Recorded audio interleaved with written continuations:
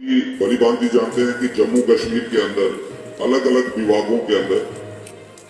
पिछले 30 वर्षों से डेली वेजर वर्कर्स जो हैं वो काम कर रहे हैं, लेकिन आज तक सरकार की तरफ से उनको नियमित नहीं किया गया है, यानी कि रेगुलराइज नहीं किया गया है। 31 मार्च 1994 से पहले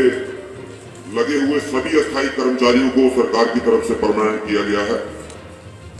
लेकिन 31 मार्च 1994 के बाद जितने भी कर्मचारी सरकार की तरफ से लगाए गए 30 वर्षों के उपरांत भी आज तक उनको रेगुलराइज नहीं किया गया और ना ही उन्हें कोई पीएफ का बेनिफिट दिया जाता है और ना ही ईएसआई का कोई लाभ दिया जाता है। अब ये चलन चल पड़ा है कि 60 वर्ष की आयु पूर्ण होने के बाद अस्थायी कर्मचारियों को सेवानिवृत्त किया जा रहा है, रिटायर किया जा रहा है, परंतु ग्रेजुएटी का लाभ भी जो है वो डेली वेजर को नहीं मिलता है। वर्ष 2011 में प्रशासनिक विभाग द्वारा जल शक्ति विभाग में कार्यरत 9,317 अस्थायी कर्मचारियों में से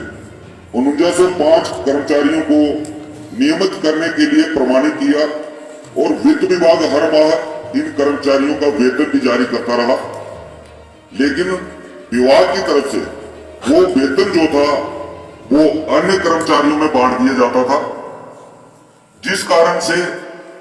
जो पुराने लोग कार्य करते थे उनका वेतन जो बकाया रहता रहा। जल शक्ति विभाग में 1994 के बाद जो पानी की स्कीमें थी वो लगभग 2500 से बढ़कर 2019 तक 4875 हो गई, जो कि लगभग 55% बढ़ गई। जो पंपिंग स्टेशन थे 1500 से बढ़ के 2676 हो गए। फिल्ट्रेशन प्लांट जो 100 से बढ़कर 811 हो गए। पानी के जो टैंक होते हैं वो 2500 से बढ़कर 8787 हो गए और फील्ड स्टाफ जो 2019 तक लगभग 8000 पद जो थे वो विभाग के अंदर खाली पड़े हुए थे 2019 तक, लेकिन उसके बावजूद स्थायी कर्मचारियों की सेवानिवृत्ति लगातार जारी है। हर महीने कोई ना कोई स्थायी कर्मचारी रिटायर हो रहा है, लेकिन उसके बावजूद विभाग द्वारा किसी भी अस्थायी कर्मचारी को नियमित नहीं किया गया है। 2014 में जम्मू कश्मीर सरकार द्वारा एक कैबिनेट सब कमेटी का गठन किया गया था, जिसने अपनी रिपोर्ट में सरकार के सामने ये प्रस्ताव रखा था कि ये जो कर्मचारी 2014 से पहले लगाए गए हैं इनको हम 3 हिस्से में नियमित करेंगे, लेकिन उस वक्त चुनावों की घोषणा हो गई, जिस कारण ये मसला लटक गया। उसके बाद जल शक्ति विभाग में कार्यरत अस्थायी कर्मचारियों का वेतन जो है वो 60 से 70 माह का बकाया वेतन जो है वो 2015 मई से लेकर के 2022 मार्च तक आज तक सरकार के पास बकाया है। 2017 में प्रदेश की गठबंधन सरकार द्वारा एक एसआरओ 520 लाया गया,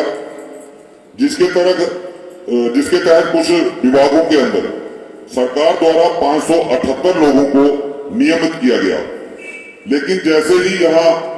गठबंधन सरकार टूटी उसके बाद उस एसआरओ के ऊपर भी काम करना जो है सरकार की तरफ से बंद कर दिया गया। उच्च न्यायालय के आदेश के बाद पिछले 4 माह में 6 अस्थायी कर्मचारियों को एसआरओ 64 के तहत नियमित किया गया है और एक जजमेंट जो है वो कल सरकार की तरफ से एक और कर्मचारी को रेगुलराइज करने का आर्डर जो है वो जारी किया गया है। इस अधिवेशन के माध्यम से सरकार से ये मांग की जाती है कि जिन अस्थायी कर्मचारियों को प्रशासनिक विभाग द्वारा नियमितीकरण के लिए प्रमाणित किया गया है और उच्च न्यायालय के आदेश अनुसार नियमित किए गए अस्थायी कर्मचारियों की तर्ज पर बाकी सभी अस्थायी कर्मचारियों को नियमित किया जाए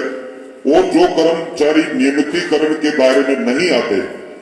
उन अस्थायी कर्मचारियों को पीएफ और ईएसआई के दायरे में लाया जाए